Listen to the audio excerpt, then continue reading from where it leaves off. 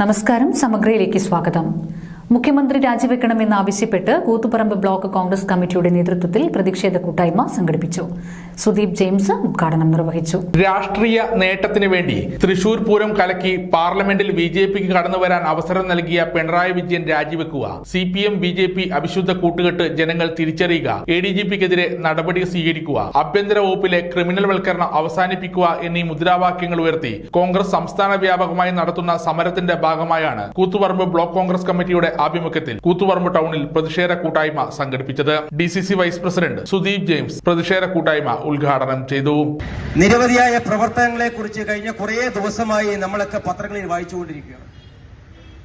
കേരളത്തിലെ മാഫിയയുടെ സംരക്ഷകൻ ആര് എന്ന് ചോദിച്ചാൽ ഒറ്റ വാക്കിൽ അത് കേരളത്തിന്റെ മുഖ്യമന്ത്രിയാണ് എന്ന് കേരളത്തിന്റെ ഭരണപക്ഷ MLA-മാർ പറയുന്ന സാഹചര്യത്തിലേക്ക് കേരള രാഷ്ട്രീയം മാറിയിരിക്കുന്നു, കേരളത്തിന്റെ ഭരണ സംവിധാനം മാറിയിരിക്കുന്നു എന്നതാണ് യാഥാർത്ഥ്യം.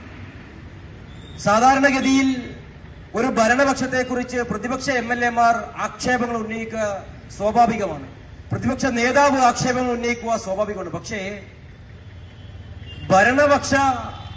പക്ഷത്തെക്കുറിച്ച്, മുഖ്യമന്ത്രിയെക്കുറിച്ച്, അതിന്റെ ഓഫീസിനെ കുറിച്ച് ഭരണപക്ഷത്തെ പ്രമുഖരായ MLA-മാർ, മുൻ മന്ത്രിമാർ ഉൾപ്പെടെയുള്ള MLA-മാർ നിരന്തരം തെളിവ് സഹിതം നിരവധിയായ ആക്ഷേപങ്ങൾ, കേരളത്തിലെ മനസ്സാക്ഷിയെ ഞെട്ടിക്കുന്ന രീതിയിലുള്ള നിരവധി ആക്ഷേപങ്ങൾ ഓരോ ദിവസവും പറഞ്ഞുകൊണ്ടിരിക്കുകയാണ്, പുറത്തു വന്നുകൊണ്ടിരിക്കുകയാണ്. DCC general secretary CG Thankachan അധ്യക്ഷത വഹിച്ചു.